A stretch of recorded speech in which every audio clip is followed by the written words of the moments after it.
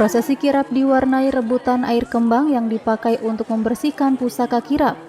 Sebelumnya pusaka dibersihkan kemudian dibawa berkeliling kawasan Pura Mangkunegaran. Selain Ganjar dan Gibran, sejumlah tokoh juga menjadi peserta kirap. Mereka seperti anggota DPR RI Arya Bima serta putri kedua DPR RI Puan Maharani yaitu Pinka Haparani. Mereka berjalan mengelilingi Pura Mangkunegaran dengan membisu atau topo bisu. Selain itu terdapat pula prosesi udik-udik. Kalau ritualnya sama saja, animo peserta kirap lebih banyak.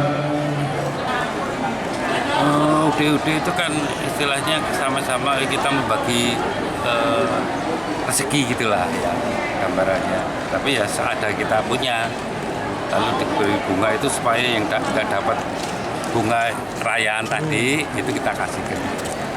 Didorong-dorong, terus dapat akhirnya? Rencananya mau buat apa tadi? Ya buat diri sendiri sih sama keluarga. Kepercayaannya apa kalau mendapatkan ini? Ya percayanya sih sama Allah Subhanahu Wa Taala ya.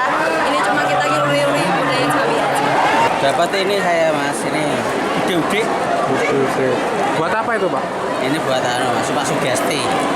Sugesti untuk keyakinan kita ya, bisa dapat berkah dari keraton. Masih percaya Pak ya? Masih. Setiap tahunnya memang selalu kesini atau gimana Pak? Ya kadang-kadang, tapi sering. Ini dapat yang keberapa kali Pak? Saya baru 1 kali ini. Selama kirap, para peserta juga dilarang bersuah foto. Hal tersebut agar malam 1 Suro dapat menjadi malam perenungan.